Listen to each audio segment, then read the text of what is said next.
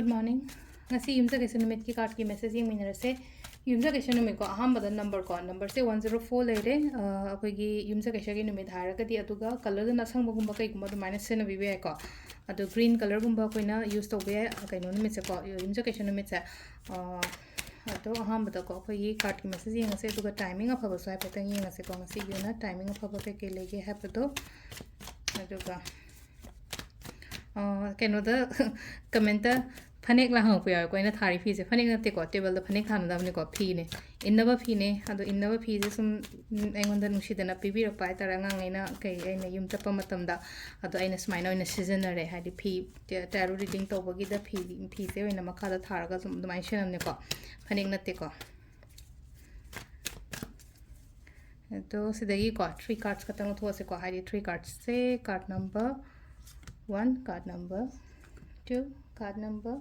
3 ko aham bani shuba ohum suba ko hadi sidagi amma khanbira se ko hadi aham bese khansira ani shuba khansira traga ohum suba khansira ko hadi first card khan banga yenga se ko first card se ko hadi positive oina la ko ngasi gi oina hadi daily yeng bani na hadi ngasi gi oina engonda kana ba phang ba tare ko hadi punna ga thabak tawmina matam da kana bani khangde nushi chana lei bani khangde amani khangde ko exchange to bagi type ta malai se ka hadi pot se ha tare ko hadi pin up to amana amada mating pina bani khangde kana ba pina bani khangde dumai taraga la ko do ha tare ko hadi thabak tawmina ba ga ha sine ko hadi partnership to thabak ka tawai ta hadi phajana kana mina bo gani ko hamba card ki message se ko ani shuba mu yenga se ko ani shuba se positive oina la ko ngasi gi oina ha ga di selai se sedam nu pa ma phamaga lei se relax hoiraga phamaga leitra aduduna aina ningba aina pamba khotpa leiraga di adugi poto aingonda phangba goal do natraga wish to achieve to ban has ne ko dumai taro go ino oibo ko number 3 ko number 3 is so phai yamna positive oina lai ko number 3 is world card lai ko haidi kenoma hai tare ko haidi face amada changak po ina oi ko haidi na hangai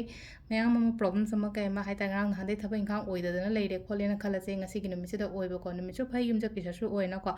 aduduna thaba ingkang taru ko lu matam da haidi daw ya bo khotpa dumai taraga adugi sign ama kari ma lai ko sisina ko gi card ki message leire ko ado timing of sa petang ai jora mage ko timing of se mari ga mini kuntram pandagina tarik ga mini yang ke manga phong leire de mapan ga mini kuntram do dina trama thoi ga mini trama thoi phong leire de ani ga mini kuni pandagina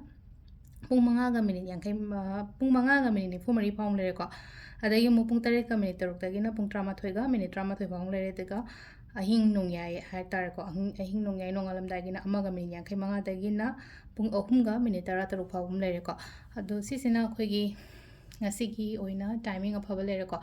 ado yumsa kaisa oibanina ko aina sa haibudi haudre ko chak thongba khotpa amamada akoina green color gi mana gumba kai gumba amma heta hapsan ba hapa yai ko hari cheng shu matam da green color gi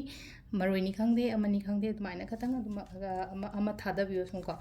ado sida leire ko gi ngasi gi oina daily card message ma'am thank you